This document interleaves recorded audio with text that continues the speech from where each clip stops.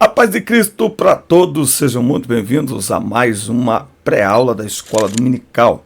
Eu sou o presbítero Denis Pereira, professor da EBD há mais de 25 anos e é um prazer tê-los por aqui. Pegue Bíblia, revista, papel, bloco de notas, caneta, vamos juntos preparar a lição 3 desta semana, lição 3 do quarto trimestre de 2023. Se ainda não está inscrito no canal, inscreva-se e ative as notificações, dá like no vídeo e deixe o seu comentário, que é muito importante para nós. Também na descrição dos vídeos tem todas as nossas redes sociais. Será um prazer atender a sua igreja. Dá uma olhada no Instagram nosso, Denis Pereira OFC. Você verá ali trechos de mensagens, enfim, as nossas agendas que cumprimos pregando a palavra de Deus. Estamos à disposição para atender congressos, eventos, tanto para pregação quanto para palestras, para pais e filhos, para casais, treinamentos de professores da escola dominical ou para liderança também. O meu WhatsApp está aqui na descrição, o link vem direto falar comigo. Também, rapidamente, eu quero falar do inédito treinamento Transforme Suas Aulas. Um treinamento compacto e objetivo, que você vai assistir às aulas quantas vezes você quiser no conforto da sua casa e aprender algumas coisas, por exemplo, como preparar uma aula, como planejar uma aula, que é encaixar aquilo que você preparou dentro do tempo que você tem, como aplicar uma aula, que é ajudar o aluno a colocar em prática aquilo que ele aprende na sala de aula. Não basta dizer para o aluno, olha, você tem que praticar a palavra de Deus. Tá, mas como ele faz isso dentro do conteúdo que ele está aprendendo? Você vai aprender comigo também como você diversifica a sua forma de ensinar para alcançar com mais eficiência o coração dos seus alunos. Na mesma sala de aula, às vezes o professor reclama, os alunos não prestam atenção. É porque na mesma sala de aula, os alunos que estão ali aprendem de formas diferentes. Alguns aprendem apenas escutando, outros aprendem repetindo, outros aprendem anotando e outros aprendem discutindo.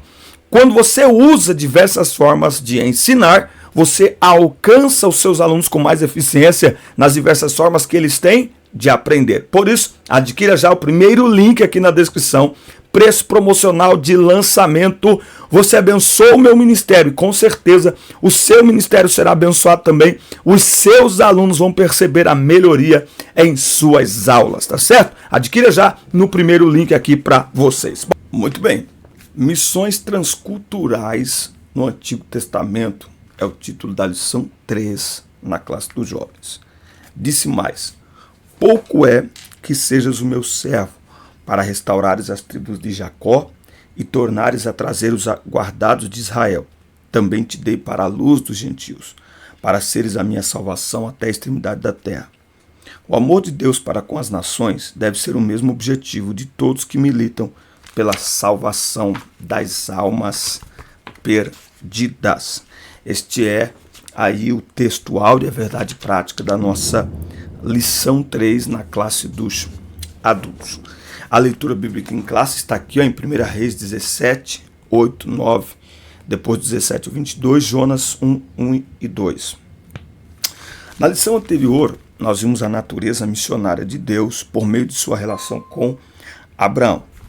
Esta lição tem o propósito de considerar a nação de Israel como um povo escolhido, com um propósito missionário, e tomar como exemplo desse movimento missionário as narrativas bíblicas sobre Elias e a viúva de Sarepta e a ida do profeta Jonas a Nínive e finalmente analisar as alianças de Deus com a humanidade a partir da nação de Israel no Antigo Testamento, tá? Só lembrando a você, no próximo sábado, dia 14 agora, isso, né?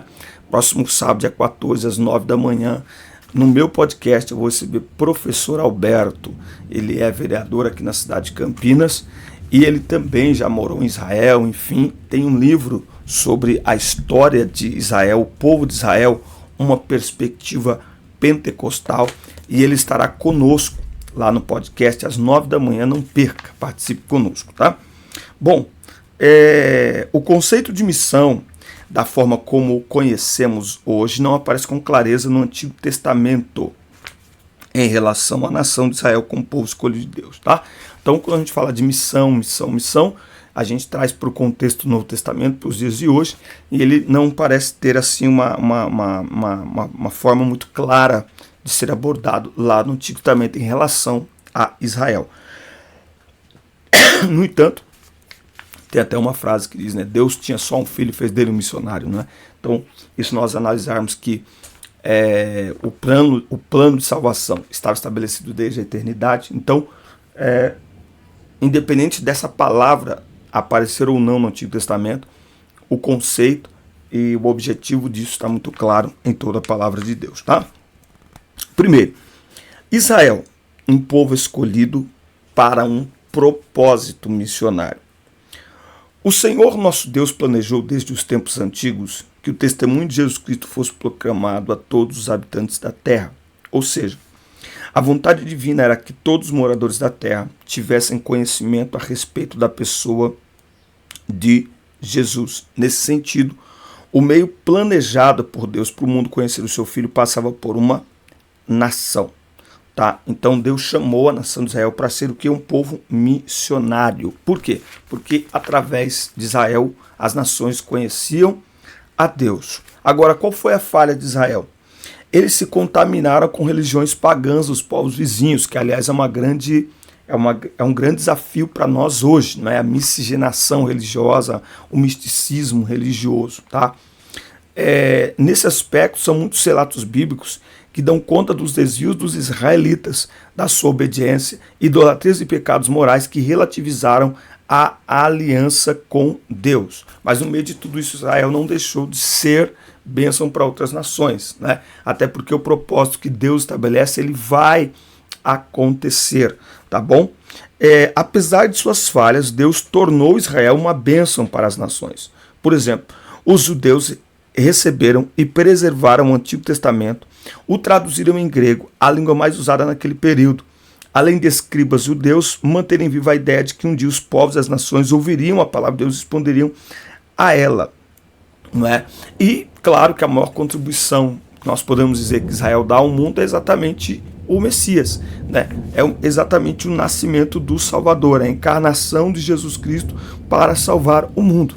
Onde? Em Israel. Então, a maior contribuição de Israel para a humanidade como povo escolhido de Deus foi a encarnação do Messias, que é a obra de Deus, não há mérito em Israel nisso, mas ela é a nação escolhida por onde haveria de vir o Messias para salvar a humanidade. Então, Israel, isso mostra que independente dos erros de Israel, independente dos desvios de Israel, o plano de Deus para Israel continuou e continua de pé.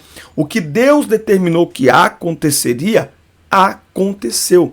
Nós devemos até olhar isso de um ponto de vista histórico, espiritual também. Mesmo Israel, com todos os erros que cometeu ao longo deste caminho, a promessa de Deus não deixou de se cumprir em Israel. Isso mostra que, do ponto de vista de nação, Israel viveu a plenitude da promessa de Deus, ok?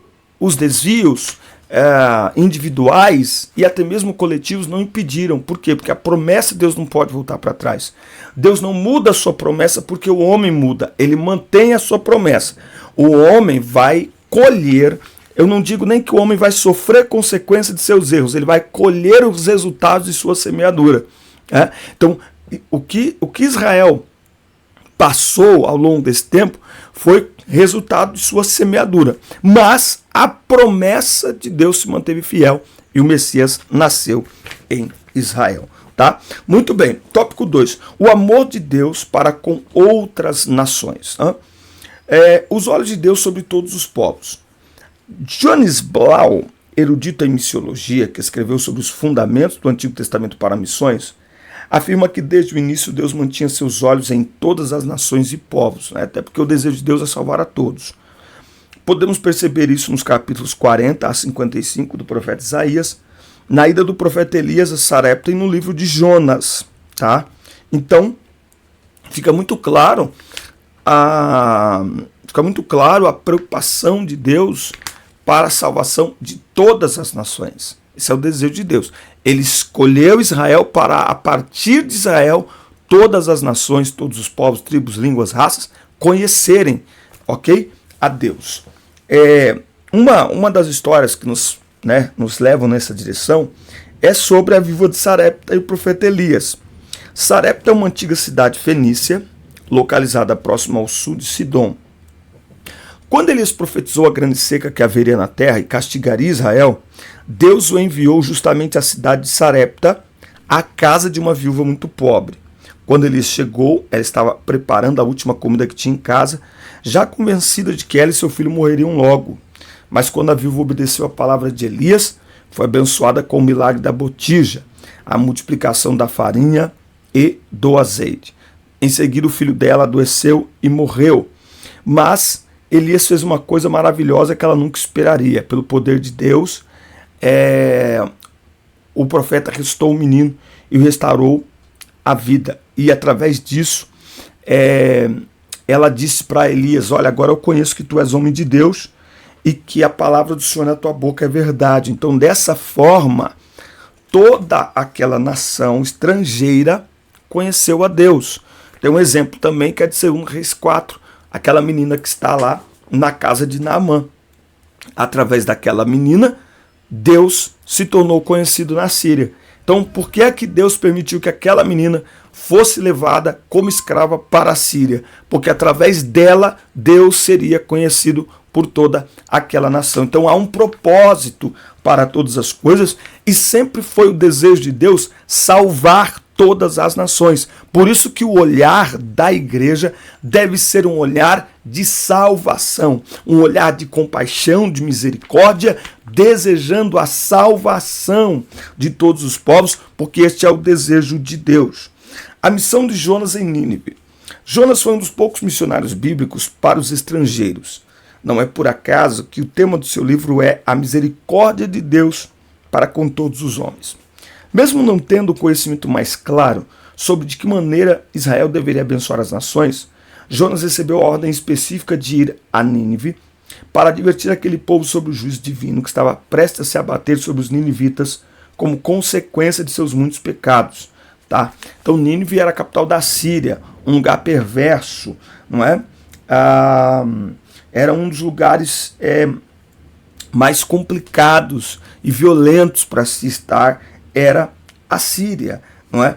E aí, exatamente, quando essa mensagem ela é anunciada, aquele povo se arrepende, se humilha. O rei de Nínive chama as pessoas para um jejum, para clamarem pela misericórdia de Deus, e aí o juízo de Deus não recai sobre Nínive. Por quê? Porque Deus é justo, ok? Deus é justo. Com o iníquo, ele libera a sua ira e ele libera a colheita que a impiedade merece, ok? Agora, quando há arrependimento, ele manifesta a sua misericórdia, tá bom? Então, quando há incredulidade, rebeldia, impiedade, iniquidade, quem planta tudo isso colhe a ira de Deus. Agora, se mesmo estes, em algum momento, passarem a mudar aquilo que estão plantando e haver arrependimento, confissão de pecados, busca pelo perdão de Deus, então aí é preciso, já que mudou a semeadura, é preciso mudar a colheita.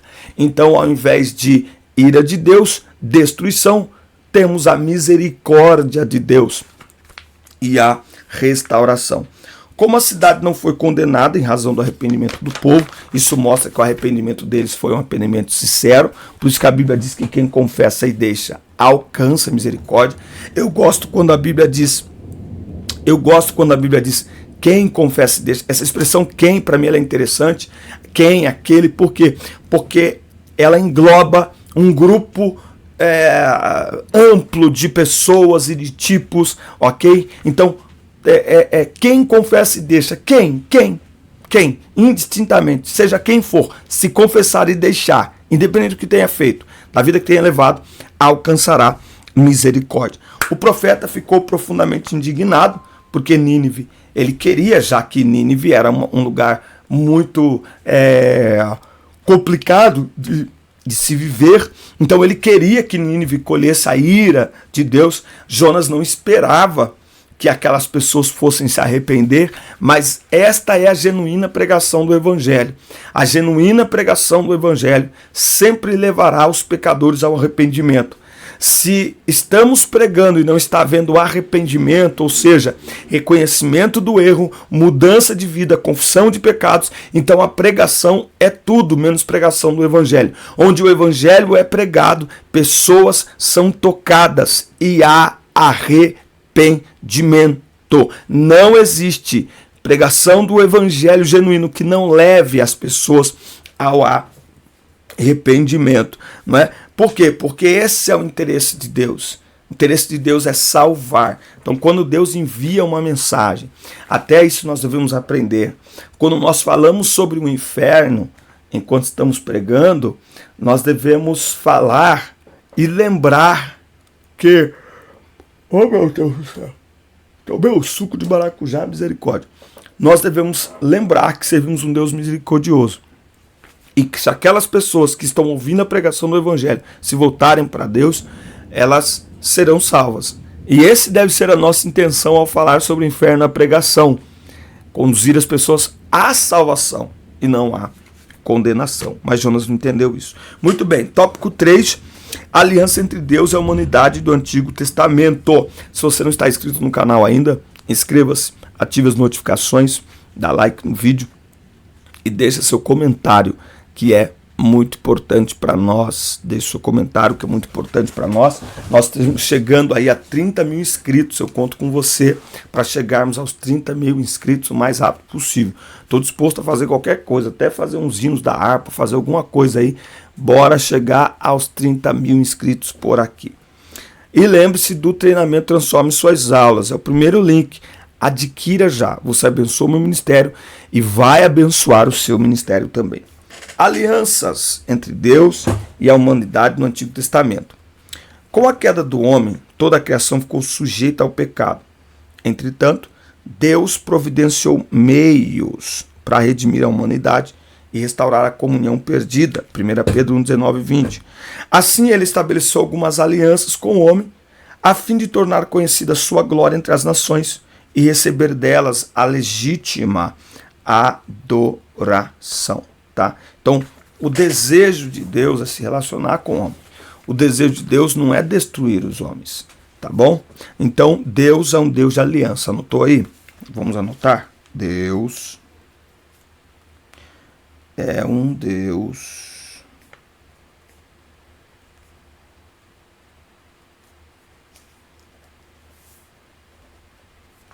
de aliança. Deus é um Deus de aliança. A aliança incondicional é uma disposição soberana de Deus, mediante a qual ele estabelece um contrato incondicional ou declarativo com o homem, obrigando-se em graça, por um juramento irrestrito, a conceder de sua própria iniciativa bênçãos para aqueles com quem compactua. Tá?